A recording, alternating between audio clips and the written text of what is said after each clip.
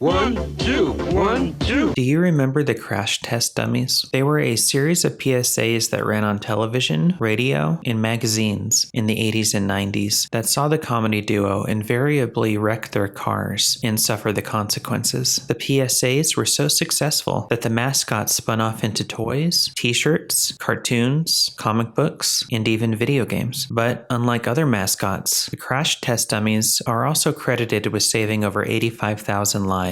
How did they do it, and where are they now? This is the story of the Crash Test Dummies.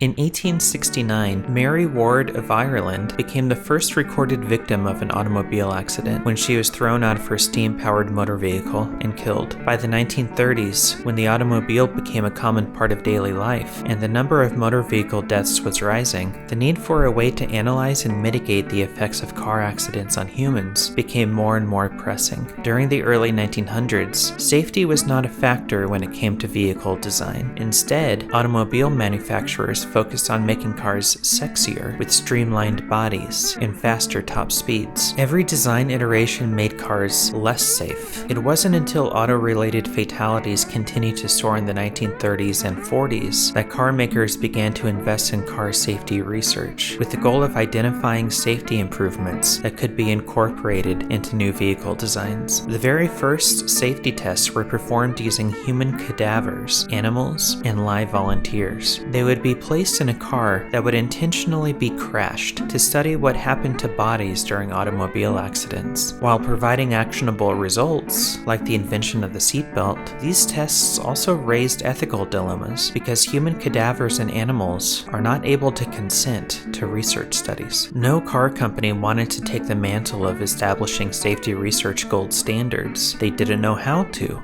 They were automobile manufacturers. It wasn't until 1971 when General Motors stepped up to the plate and made a stance that safety research should be conducted ethically. They made a goal for themselves to develop a reliable and durable crash test dummy. GM engineers created what they called the Hybrid 1 dummy. It modeled an average male in height, mass, and proportion. In cooperation with the Society of Automotive Engineers, GM shared this design in a subsequent female dummy with its competitors to ensure that all crash tests would be conducted ethically across the board. But even after almost 40 years after seatbelts were first placed in cars in 1949, and a decade after the safety feature became mandated in all new cars, the law requires that new vehicles be equipped with safety belts. people were just not using them due to apathy, distrust, or ignorance of the safety benefits. In fact, according to a U.S. Department of Transportation survey in 1985, only 14% of Americans were buckling up. The National Highway Traffic Safety Administration was going to need to change public behavior in order to create safer driving conditions, as it was clear that designing safer vehicles wasn't going to mean much if people ignored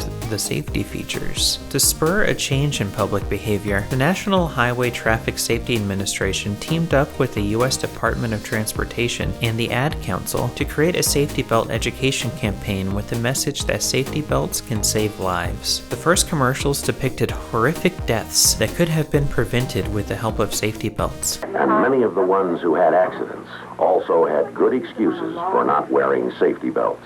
I don't know. I never use them just to go shopping. Besides, they wrinkle my dress.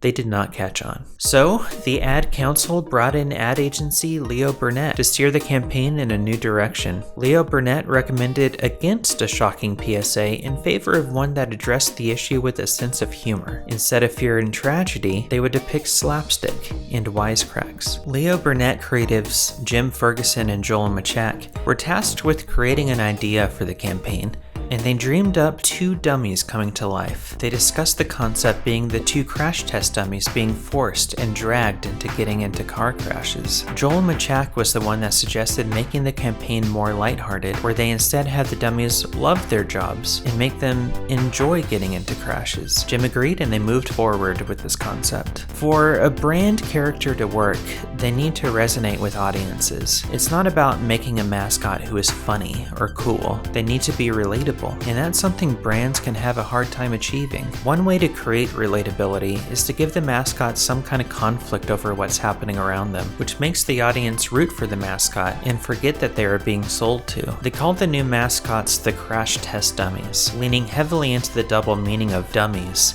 to suggest that yes, they are crash test dummies, but also idiots. They named the 2 crash test dummies Vince and Larry, 2 lovable morons who can't help but get into car crashes despite themselves. For the actual filming, they had to figure out what the dummies looked like. Costume designer Juana Watkins purchased race car driver jumpsuits and applied silk screened safety tape and bullseyes that simulated camera targets. One of Larry's costumes had a detachable arm so that he appeared to be dismembered after a crash. Jim Ferguson came up with the tagline, "You could learn a lot from a dummy.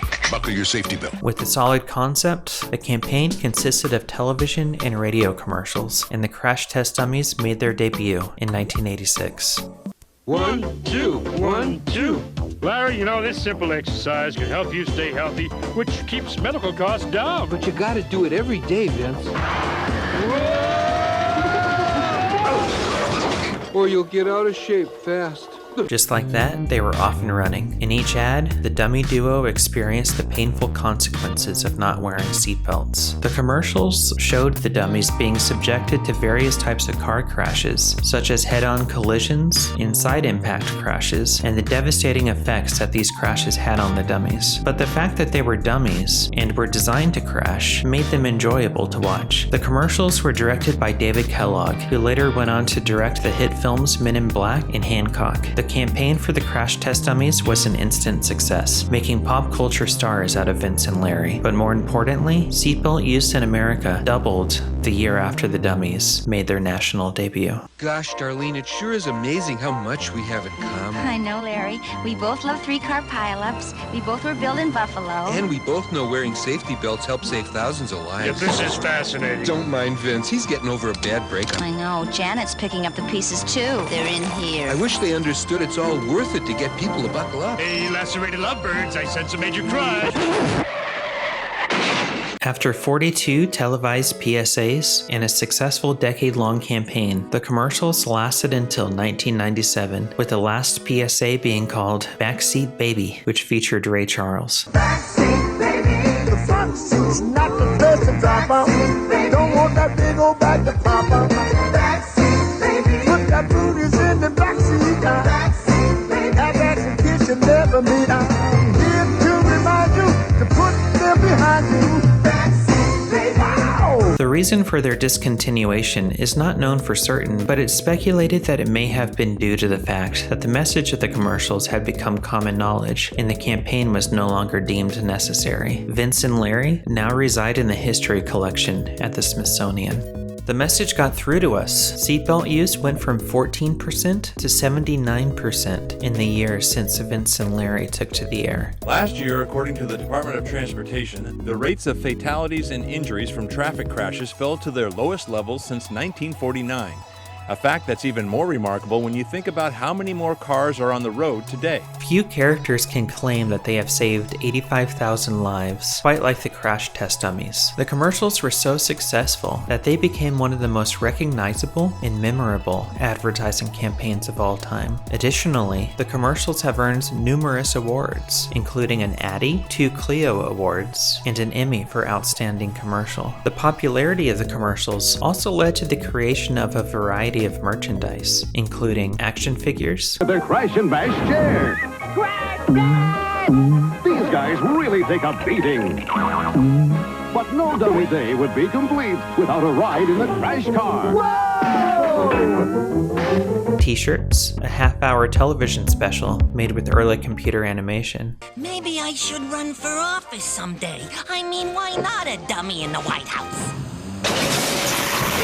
a comic book series, video games for the Amiga, Sega Master System, Sega Genesis, Nintendo, Super Nintendo, and the Sega Game Gear. The characters have been referenced a few times in pop culture over the years too. In 1988, Brad Roberts formed the Canadian band the Crash Test Dummies. The band name was suggested by a friend of theirs. You might remember them mostly from that one song from Dumb and Dumber. Where you going? Home. I'm walking home.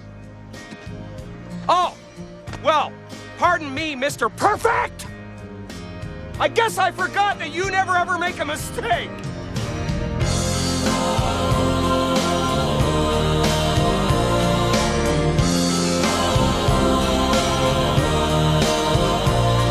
In 2003, Mythbusters debuted and featured a Hybrid 2 model crash test dummy, Buster, that they used for dangerous experiments. In this box right here is the new star of Mythbusters.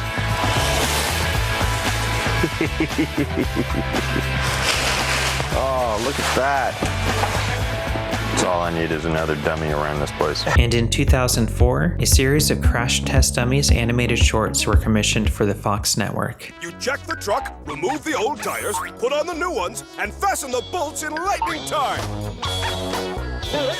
Bolts? Despite coming to an end, the legacy of the Crash Test Dummies commercials continues to this day, with many people still fondly remembering the characters and the messages they promoted. Personally, I remember watching the Crash Test Dummies commercials as a kid. I always felt like the commercials were too short. I really hoped they would get a full half-hour sitcom. But what sticks out to me as an adult are the parallels between dangerous, irresponsible car design and dangerous, irresponsible social media design. Like early car design, social media focuses on what appeals to consumers in terms of sex appeal, being trendy, and higher view counts instead of higher top speeds.